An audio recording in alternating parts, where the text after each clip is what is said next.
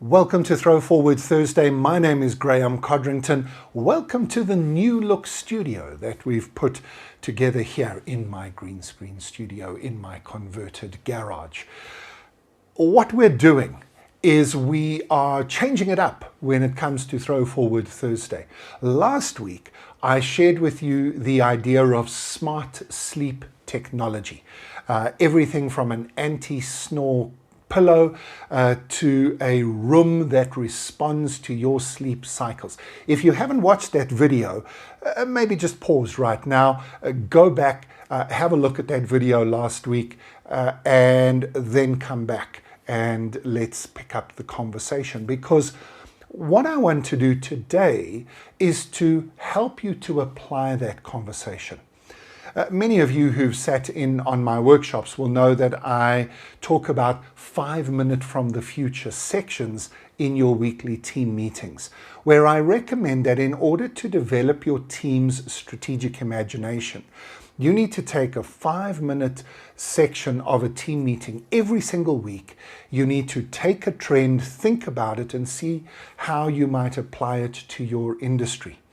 And the feedback that I get from people is they really love this idea, but they realize that they're struggling. They realize that their brains are not tuned to this idea of strategic imagination. So I want to help you to do that by demonstrating that every second week here in the ThrowForward Thursday studio. We'll talk about a technology or a future trend, and then the next week we'll talk about how to apply it. So, smart sleeping. The key question here is, what is the underlying principle? So we talked about a number of technologies, and the main technology was some kind of device that would be able to track your body's biorhythms. So a device, probably most likely is a smartwatch. That's what we use at the moment. But even your smartphone at the moment has a sleep app, for example, where you just put the phone on the bed next to you, and literally by your movements on the bed, to a close approximation, your phone using a sleep app can tell you how many minutes you spent in deep sleep, how many minutes you spent in REM, and will show you the pattern. If you do a little bit of reading about sleep, you'll recognize that you should have sort of repeating 90-minute segments of sleep cycle. And if you can get a few of those done every night, you're getting the best sleep possible. So even here in 2023, when I'm recording this, we have technologies that are already set up to help us with sleep. But what I'm asking you to imagine is we take it a step further. That we not only gather that data around what's going on in your body, but we then use that data to influence the environment around us. And so while you are sleeping, it can change the hardness of your mattress. It can inflate your pillow and push your head in different directions. It can make the room warmer or cooler, all in aid of using technology. And I'm resisting using the phrase artificial intelligence. I don't think this is AI driven. I mean, literally, I think you could use an Excel spreadsheet as the database behind this, because what you're wanting to do is to say that people like me, or even better, me. So there's data from, a couple of billion people on the planet who are doing this. But then people who are roughly my age, roughly my height, got reasonable genetics, there must be a sense of how much sleep should I be getting? What is my sleep cycle? Is it different because I'm a man and a woman, because I'm bigger rather than smaller, because I'm older rather than younger? And all of that data should be available, or could be available to us.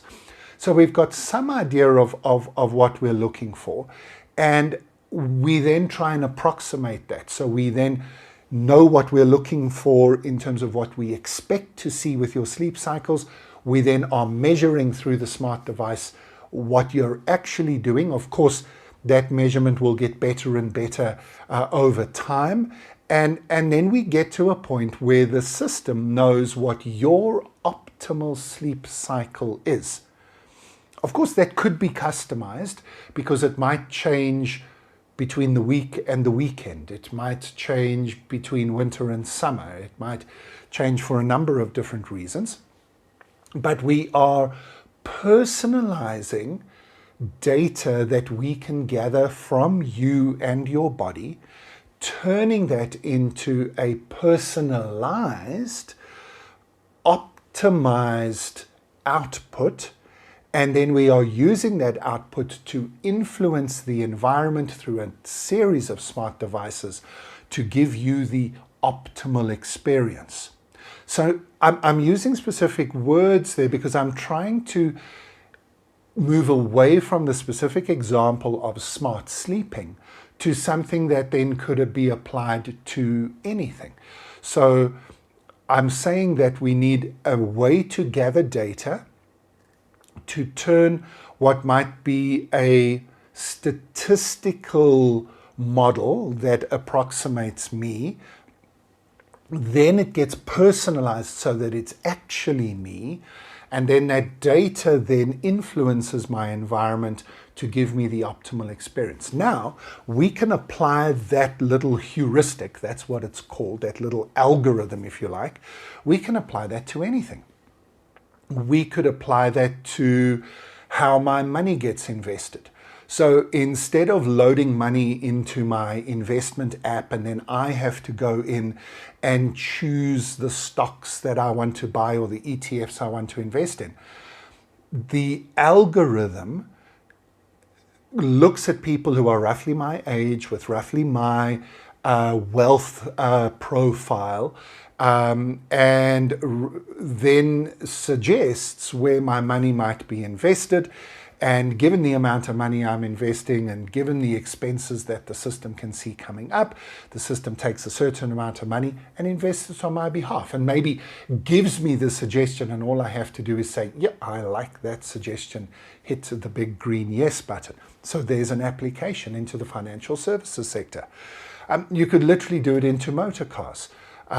Given the size that I am, the age that I am, my gender, my profile, my car should have a sense of how I want it to be set up, and I should be able to just go into an app and click on a button and say, today I want option 1. I want my seat to be a little bit softer.